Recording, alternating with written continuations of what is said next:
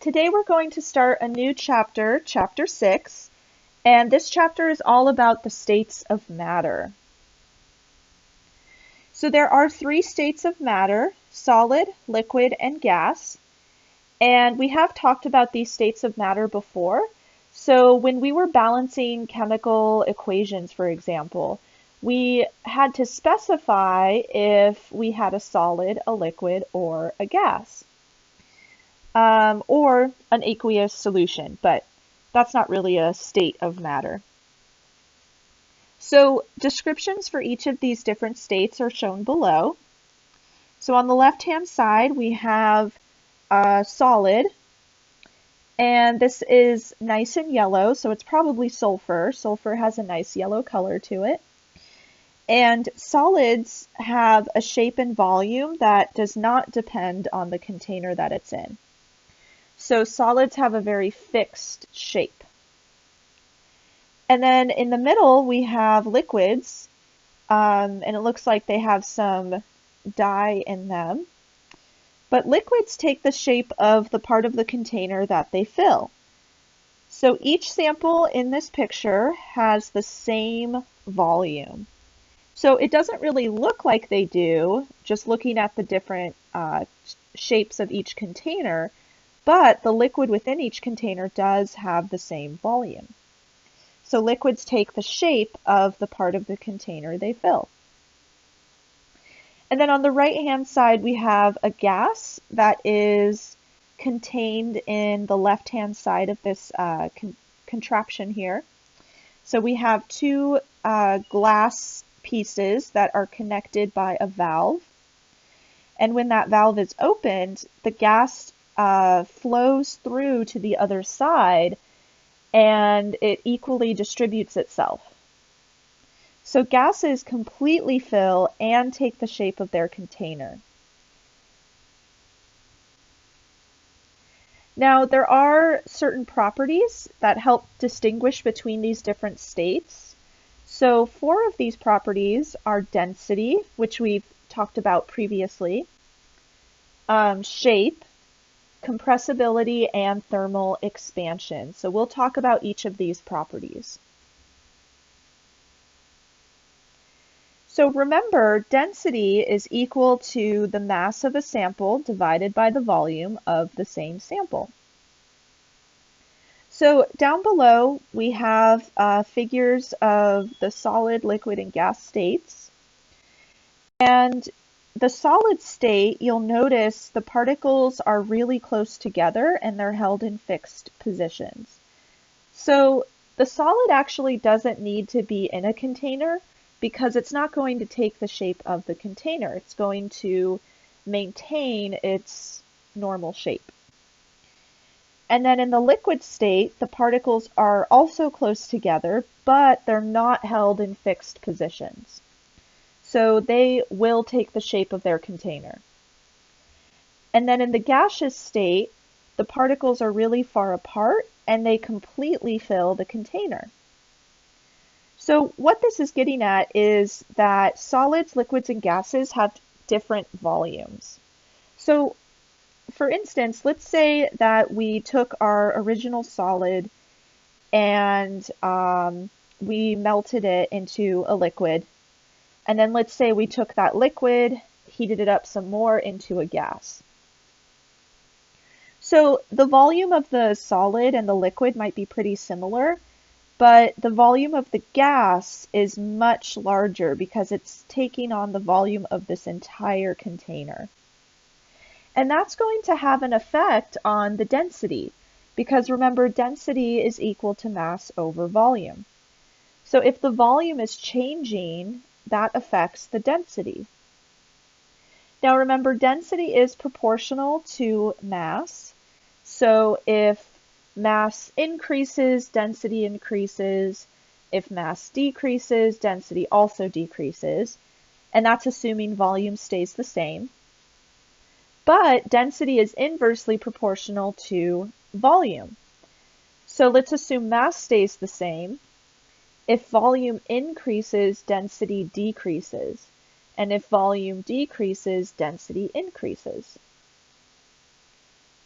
So that's just a little review on density. So let's go on to the other properties. So the other properties are shape, compressibility, and thermal expansion. So the shape that matter takes depends upon the physical state of the matter. So again, we saw that solids tend to be in a fixed state, liquids take the shape of their container, and gases take the shape of their container. Compressibility is the change in volume of a sample of matter resulting from a pressure change acting on the sample. So we'll talk about that in a little more detail. And then thermal expansion is the change in volume of a sample of matter resulting from a change in the temperature of the sample. So something could potentially expand or contract depending on the temperature of its surroundings. So let's focus on the solid state. So solids are characterized by a high density, and then they also have a definite shape. Also, solids are not easily compressible, so we can't easily compress a solid. So for instance, on the right-hand side here, I have a picture of somebody trying to jam clothing into their suitcase.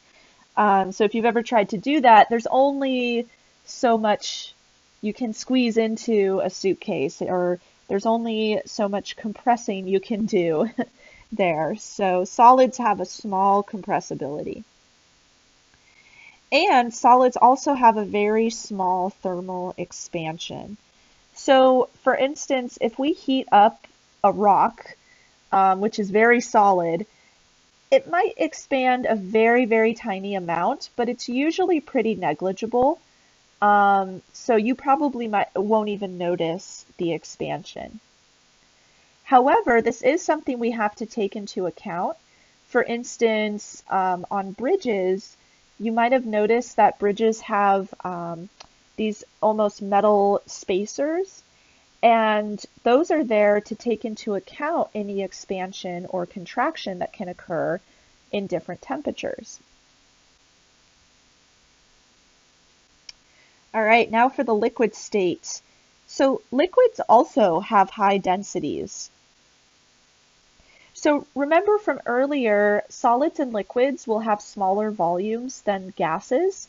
So if a volume is smaller, that means the density is higher. So that makes sense that solids and liquids would both have higher densities. Liquids also have what's called an indefinite shape, which means that its shape depends on the shape of its container. Liquids also can't be compressed very much. They have a very small compressibility. So one example here, we have a syringe with a cap on the end. And if we tried to push the liquid down with that cap on the end, it's blocked. And it's really hard to compress the liquid any further because liquids do have a very specific volume. So if you've ever tried to, push water or something out of a syringe, for instance, and it's blocked, it's very, very difficult. Also, liquids have a small thermal expansion similar to solids. So liquids can expand or contract based on temperature, but it's very, very minimal, and it's really not noticeable.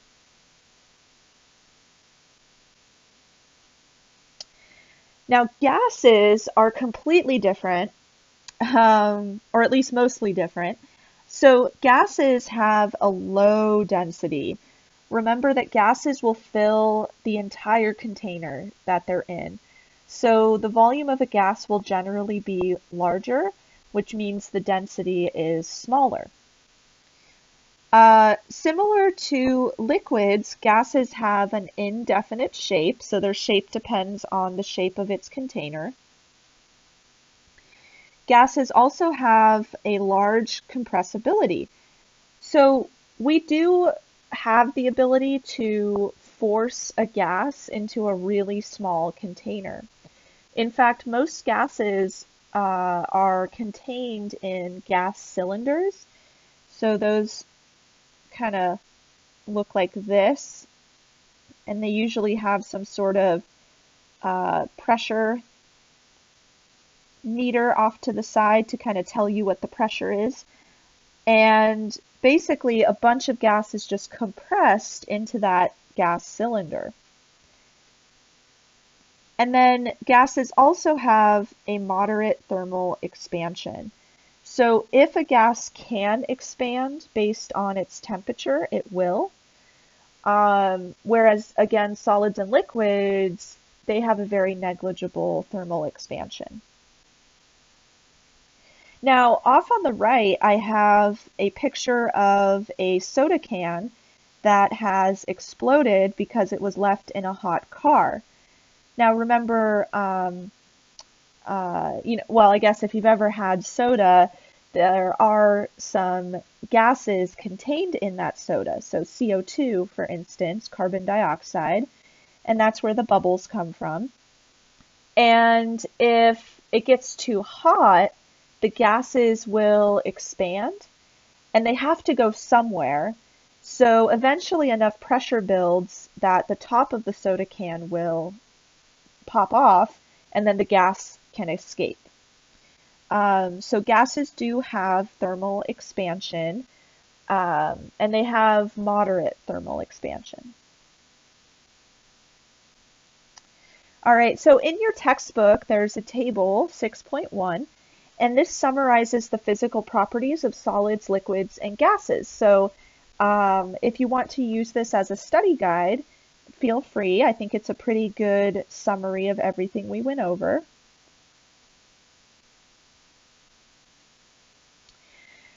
So there are a couple of other terms I want to talk about because we are going to go over something called the kinetic molecular theory. But first we have to understand the term kinetic energy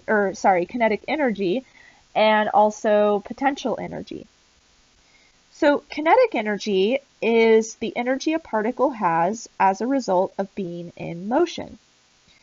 And there is an equation for kinetic energy. So kinetic energy is equal to 1/2 mv squared. And m is the mass of a particle that we're interested in, and v is its velocity.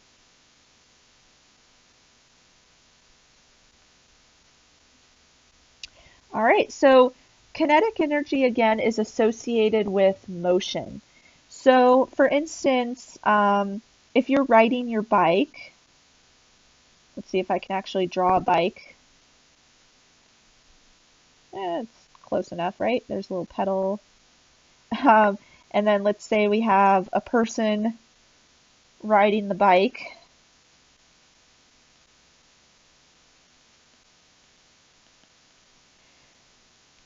If that bike is moving really fast, then that bike and the person have a lot of kinetic energy because they're moving really quickly. And again, kinetic energy is related to speed or velocity. So again, it's associated with motion.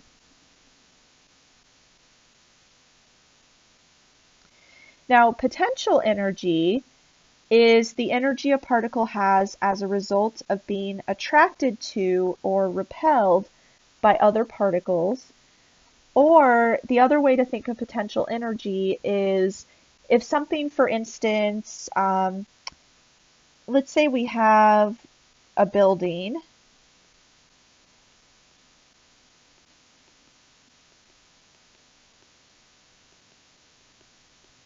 and let's say there's a box on the top of the building, and let's say it tips over and falls down. When the box is on top of the building, it has a lot of potential energy.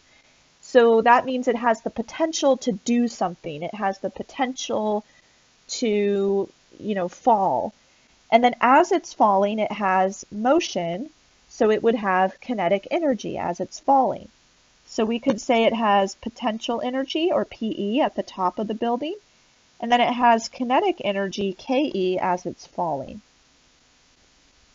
But in chemistry, we typically think of potential energy, again, in terms of the ability of chemicals to potentially react with each other. All right, and then there are a couple of other terms here as well that are pretty important. Cohesive force and disruptive force.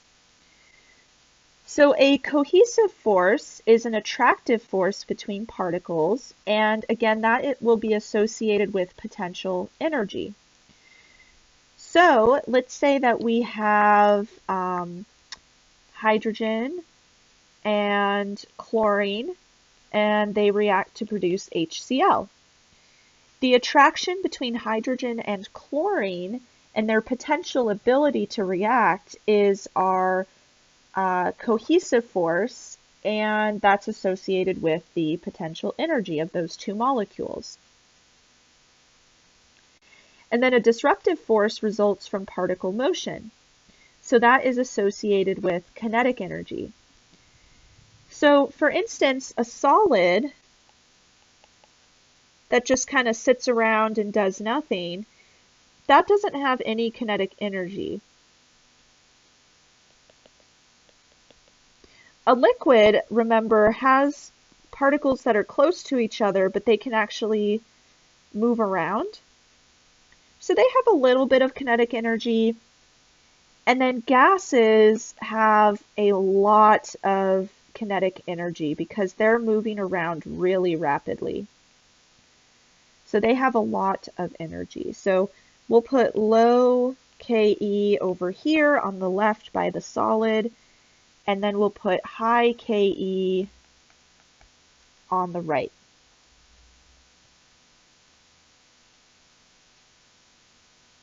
And then just to kind of summarize again, potential and kinetic energies.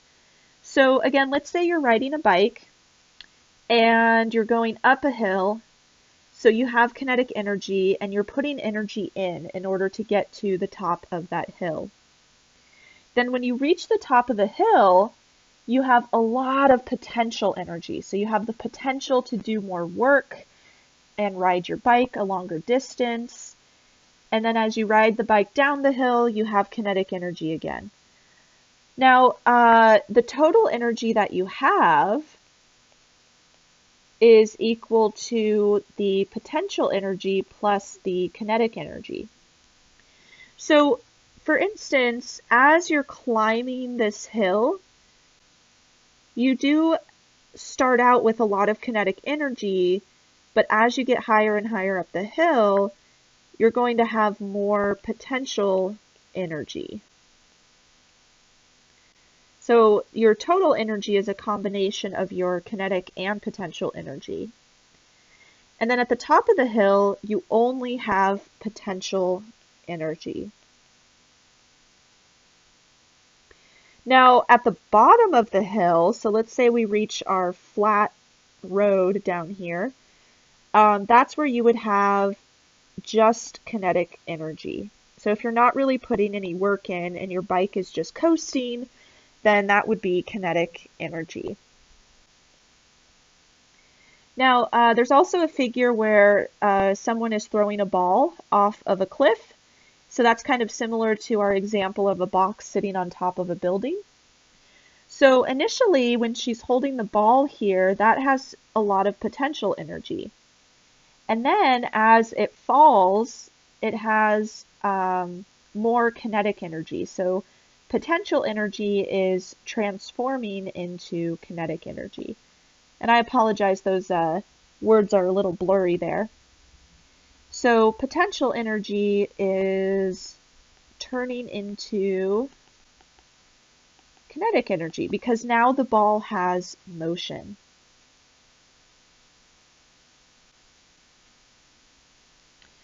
So what this really brings us to is something called the kinetic molecular theory of matter.